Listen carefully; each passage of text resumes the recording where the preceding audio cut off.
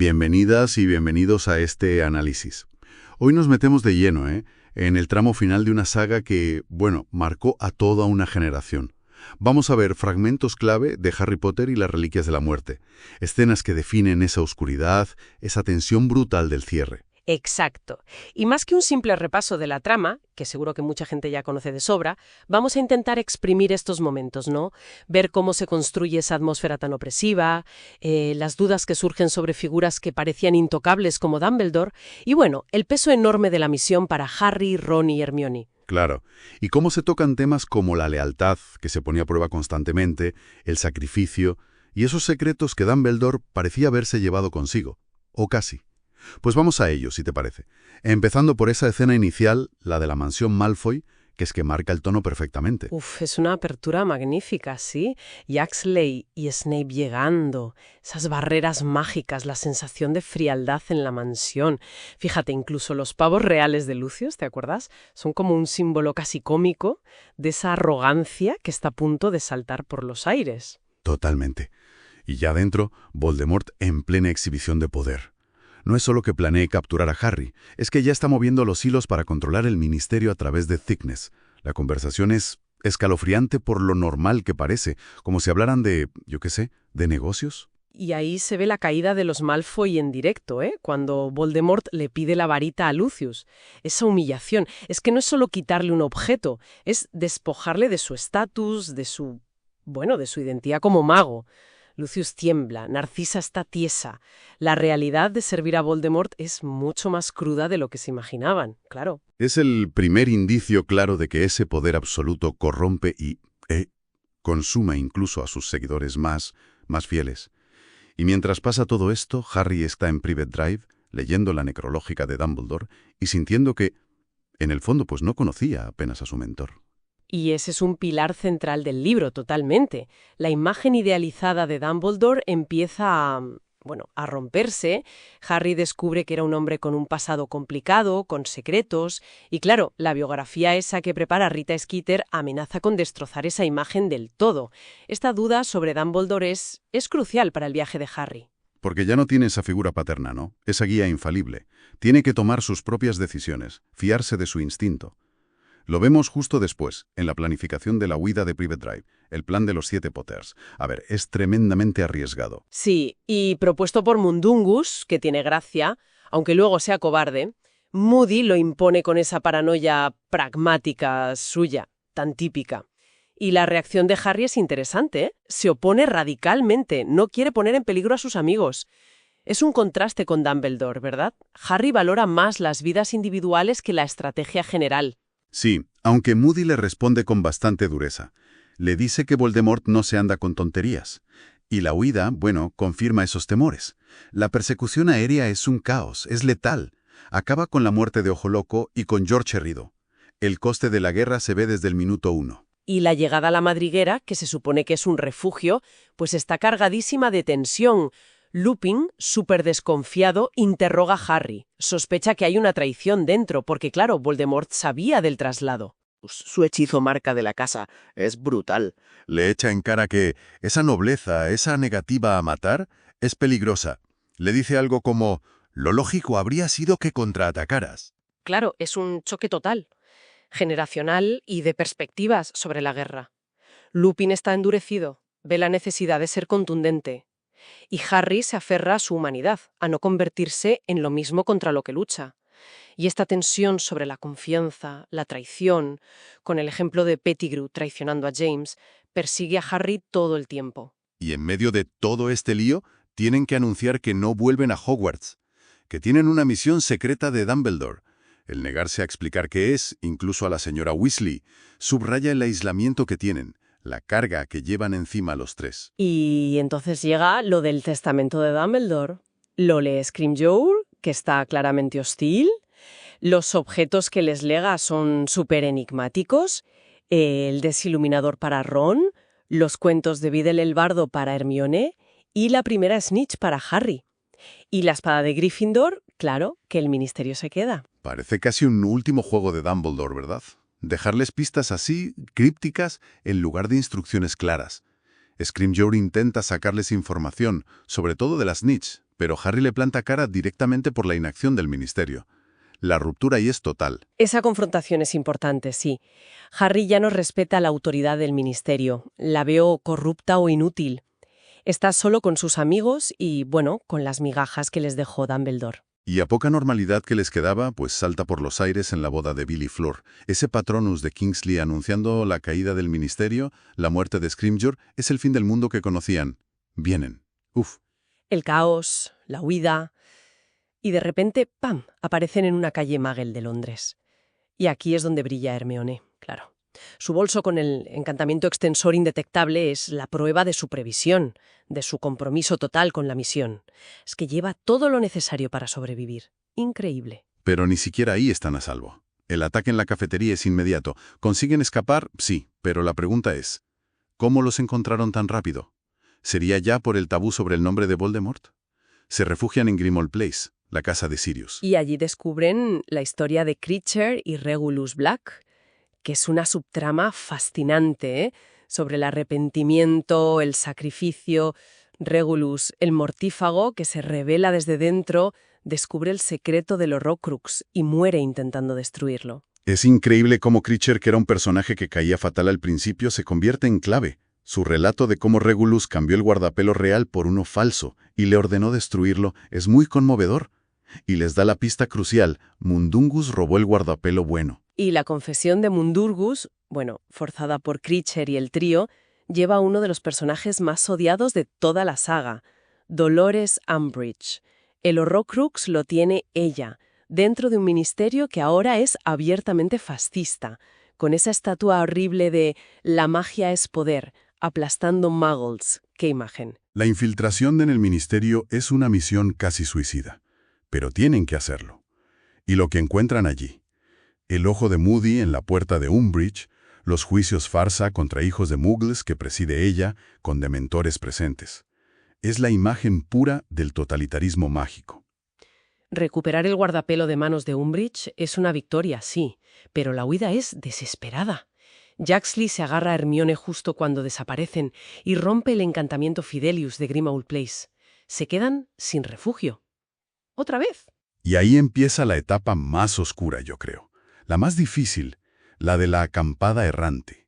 Y aquí es donde se ve el poder corrosivo del Horrocrux. El guardapelo no es solo un objeto que hay que destruir, es un arma psicológica. Exacto. Amplifica todo lo negativo. El miedo, la desesperanza, la desconfianza. Se ve clarísimo cómo afecta a quien lo lleva, sobre todo a Ron. El hambre, el frío, no tener un plan claro. Todo se magnifica por 1000. Y las visiones de Harry sobre Voldemort buscando a Gregorovich y lo de la varita robada por Grindelwald añaden más misterio, pero no dan soluciones rápidas. La tensión entre Harry y Ron explota, claro. La marcha de Ron es uno de los momentos más dolorosos del libro, yo creo. Sus reproches, no son del todo injustos. Dumbledore no les dio un camino claro, están perdidos, su familia corre peligro. Pero es el Horrocrux el que envenena sus palabras y lo empuja a irse. Hermione se queda hecha polvo, claro. La dinámica del trío, que siempre había sido su mayor fuerza, se rompe. Harry y Hermione siguen solos, y la atmósfera es aún más sombría si cabe. Deciden ir a Godric's Hollow, buscando respuestas sobre Dumbledore, sobre Gryffindor. Godric's Hollow es un punto de inflexión total. La visita al cementerio, ver las tumbas de los Potter y de los Dumbledore. Es un lugar cargado de historia, de fantasmas, y la inscripción en la tumba de los Dumbledore, donde esté tu tesoro, resuena muchísimo con la búsqueda de Harry. Pero también es una trampa. La aparición de Bathilda Bagshot, que en realidad es Nagini, es terror puro. La lucha en la casa, la huida por los pelos mientras Voldemort llega, y la varita de Harry se rompe. Es un desastre total. Y encima, Harry revive el asesinato de sus padres a través de los ojos de Voldemort. Es una violación psíquica brutal. Consiguen ponerse a salvo, pero Harry está sin varita, conmocionado, y entonces lee por fin el libro de Skeeter. Y la verdad sobre Dumbledore es demoledora. Su amistad de joven con Grindelwald, esa obsesión compartida por las reliquias de la muerte, el lema ese de «por el bien mayor», la muerte de Ariana, Harry se siente traicionado, manipulado. ¿En quién puede confiar ahora? Es terrible para él. Esa crisis de fe en Dumbledore es fundamental. ¿Era un héroe o un manipulador calculador? La respuesta, como luego vemos, es compleja. Pero justo cuando Harry está en su punto más bajo, ocurre algo mágico. La cierva plateada. Ese Patronus que lo guía hasta la espada de Gryffindor, allí en el estanque helado. Es un momento de pura belleza, de misterio, en medio de toda esa oscuridad. Y la aparición de Ron, para salvarlo justo cuando el Horrocrux intenta ahogarlo, el regreso, el desiluminador lo guió de vuelta. Es la reafirmación de su amistad y también, bueno, una muestra del cuidado de Dumbledore, incluso desde la tumba, ¿no? Y es Ron quien destruye el Horrocrux. Se enfrenta a sus peores miedos, a esas inseguridades que el guardapelo le proyecta y lo atraviesa con la espada. Es un acto de valentía tremendo que redime su marcha. El trío reunido de nuevo. A partir de aquí, aunque los peligros siguen siendo inmensos, hay como una nueva determinación. La visita a Xenophilus Lovegood les da la clave que les faltaba, las reliquias de la muerte, la varita de Saúco, la piedra de la resurrección, la capa de invisibilidad. Hermione se muestra escéptica. Claro, lo ve como un cuento de niños. Pero Harry empieza a conectar las piezas. Él tiene la capa, el anillo de Gaunt tenía la piedra, Voldemort busca la varita y sospecha que la Snitch contiene la piedra. Se obsesiona un poco con las reliquias. ¿Es esa la respuesta? ¿Convertirse en el Señor de la Muerte? Es la gran tentación, el poder definitivo. Es lo que sedujo a Dumbledore y a Grindelwald en su juventud. Y Harry, por un momento, parece que podría caer en ella. Pero su captura por los carroñeros lo devuelve a la cruda realidad de golpe. La escena en la mansión Malfoy otra vez. Es de una tensión insoportable. Bellatrix torturando a Hermione con el Cruciatus, Dobby apareciendo para el rescate. Es caótico, es brutal. Y la muerte de Pettigrew a manos de su propia mano de plata, es un detalle macabro sobre cómo son los regalos de Voldemort. Y la muerte de Dobby es desoladora.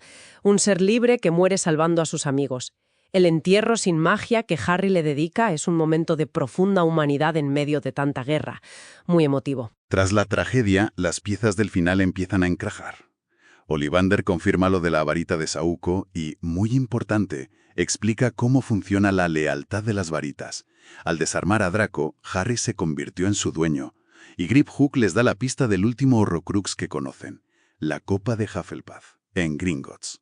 El asalto a Gringotts es espectacular, sí, pero la traición de Griphook, bueno, casi se veía venir.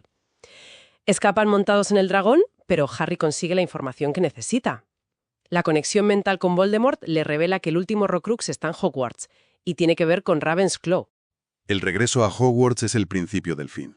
La ayuda de Aberforth, su intervención, resentida pero crucial, la reunión en la sala de los menesteres con el ED, la resistencia está lista para la batalla final. Se siente la tensión. La búsqueda de la diadema de Ravenclaw, la confesión del fantasma de Helena Ravenclaw, la deducción de Harry de que estaba en la sala de los objetos ocultos y la destrucción del Horrocrux por el fuego maldito de Crabbe, casi por accidente. Un final irónico para un objeto tan poderoso, ¿no? Pero el momento cumbre de las revelaciones es, sin duda, la muerte de Snape y sus recuerdos. Voldemort lo mata creyendo, erróneamente, que así dominará la varita de Saúco. Y Snape, en su último aliento, le da a Harry la clave de todo. Mírame. Los recuerdos de Snape en el pensadero son posiblemente el giro más impactante de toda la saga. Su amor por Lily, su papel como doble espía, su pacto con Dumbledore. Descubrimos que Snape, a pesar de toda su crueldad aparente, fue increíblemente valiente y actuó movido por un amor profundo y no correspondido. Es tremendo. Y la revelación final de esos recuerdos, el plan de Dumbledore para que Snape lo matara y la verdad más terrible. Harry mismo es un Horrocrux accidental. Debe morir a manos de Voldemort para que éste pueda ser derrotado. La frase esa de criado como un cerdo para el matadero. Es una carga casi insoportable. Dumbledore, el gran estratega, planeó la muerte de Harry desde el principio, aunque, bueno, con la esperanza de que sobreviviera. Harry tiene que caminar literalmente hacia su propia muerte. La escena en el bosque, cuando va acompañado por los espíritus de sus seres queridos gracias a la piedra de la resurrección, que luego abandona, es profundamente emotiva. Acepta su destino con una calma que asombra. Y entonces, King's Cross. Ese limbo entre la vida y la muerte. La conversación con Dumbledore, donde todo se aclara, la protección de Lily anclada en la sangre de Voldemort, la destrucción del Horrocrux que había dentro de Harry, la verdadera maestría de la varita de Sauco y la elección de Harry de regresar. Dumbledore admite sus errores, su miedo al poder, y Harry demuestra ser diferente. Elige volver, pero no por poder, sino por responsabilidad, por amor. Finge su muerte y regresa para la confrontación final. La batalla de Hogwarts culmina con Neville desafiando a Voldemort y sacando la espada de Gryffindor del sombrero. ¡Momentazo! Y Molly Weasley matando a Bellatrix en defensa de Ginny. Son momentos de heroísmo que vienen de donde menos te lo esperas, quizás. Y el duelo final. Harry contra Voldemort. Harry revela la verdad sobre Snape y la varita. No lucha con poder bruto, sino con la verdad, entendiendo la naturaleza de las varitas. Claro, la varita de Sauco no puede matar a su verdadero dueño. El Avada Kedavra de Voldemort rebota y lo destruye a él mismo. No hay una gran explosión mágica ni nada, simplemente cae, mortal y vacío. Se acabó. La victoria. Pero, ¿qué hacer después? Harry toma decisiones muy significativas.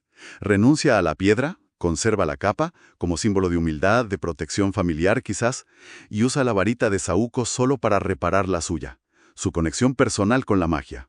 Y su plan de devolver la varita de Sauco a la tumba de Dumbledore, para que su poder muera con él, es una renuncia consciente al poder absoluto. Es la antítesis total de Voldemort y de Grindelwald. El verdadero señor de la muerte no es quien la domina, sino quien la acepta. El epílogo, 19 años después, nos muestra que la paz es posible, aunque las cicatrices, literal y metafóricamente, pues siguen ahí. La preocupación de Albus Severus por ir a Slytherin y la respuesta de Harry enseñan que las viejas divisiones se pueden superar. Todo iba bien. Un final tranquilo. Ha sido un viaje intenso por estos fragmentos, sí. Lo que queda claro es la complejidad moral. Héroes como Dumbledore tienen sombras muy profundas y figuras como Snape demuestran una valentía que nadie esperaba. La guerra exige sacrificios terribles y al final las elecciones personales definen quién eres realmente. Y esa renuncia final de Harry al poder máximo de las reliquias es quizás el mensaje más potente, ¿no? Elige su propia varita, su propia identidad, en lugar de ese poder absoluto que corrompió a tantos otros antes que él. Si te deja pensando, si Dumbledore creía que el poder era su mayor debilidad y Harry al final lo rechaza, es esa la verdadera lección, que la mayor victoria no es acumular poder sobre la muerte, sino aceptar la vida con todas sus pérdidas y sus amores y elegir protegerla. Una reflexión que resuena mucho más allá del mundo mágico, desde luego. Pues muchas gracias por acompañarnos en este análisis a fondo. ¡Hasta la próxima!